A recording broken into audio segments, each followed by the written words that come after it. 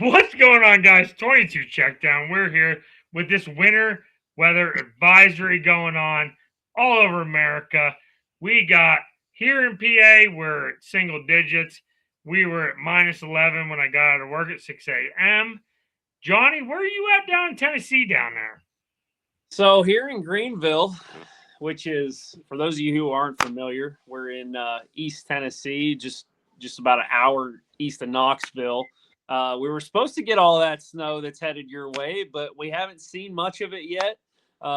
Few snowflakes here and there, but we're supposed to get a lot of freezing rain, and it's a little bit chilly outside, more than what we're used to down here in the South. So.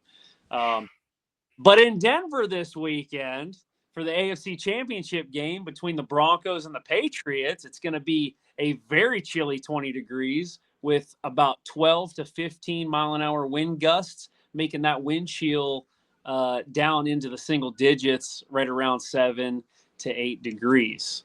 Adam, what are your thoughts on the game this weekend? Well, I have one question for you here, John, before we get into the game.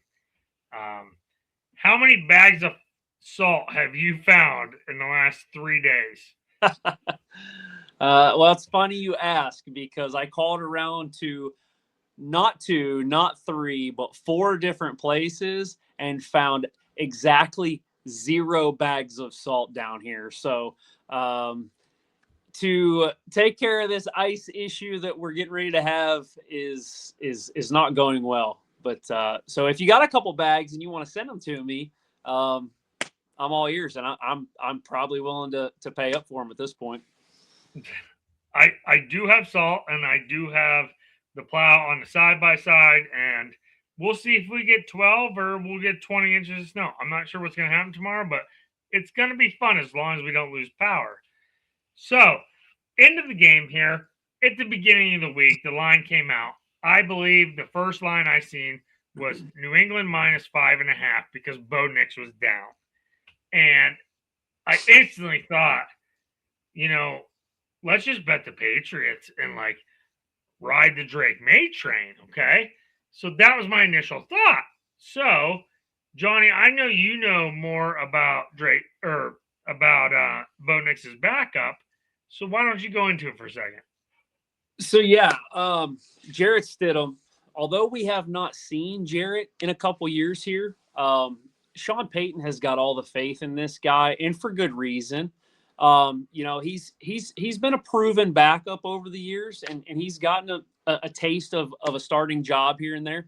But it's been a little while. I expect to see a little bit of rust, but I also expect Sean Payton to protect that side of Jarrett Stidham's game.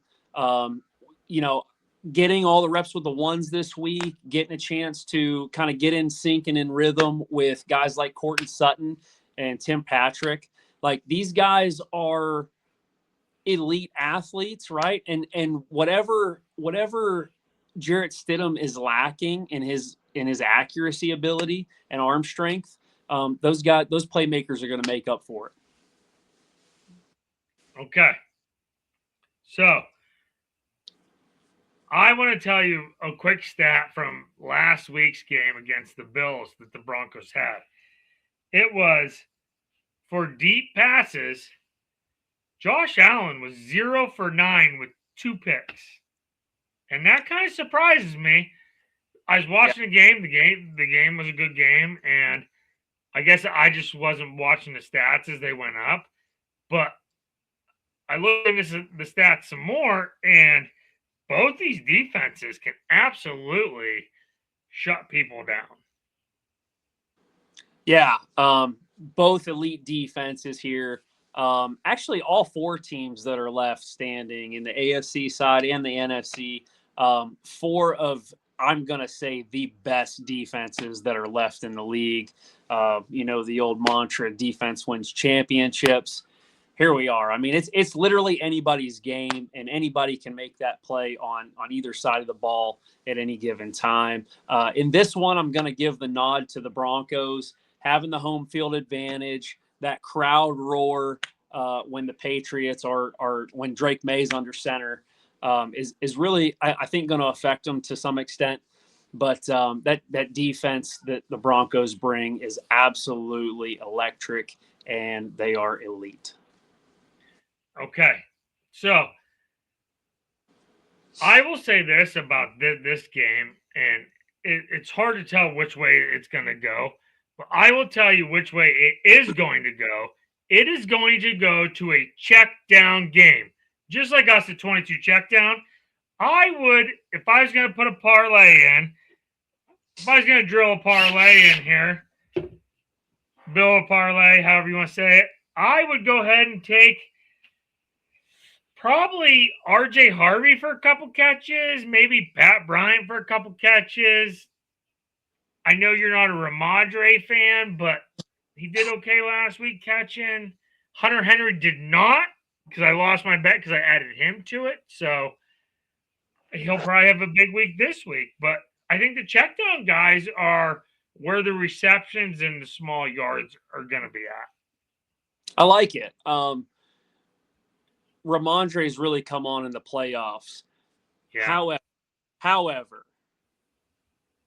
you know who my guy is in the Patriots backfield, right?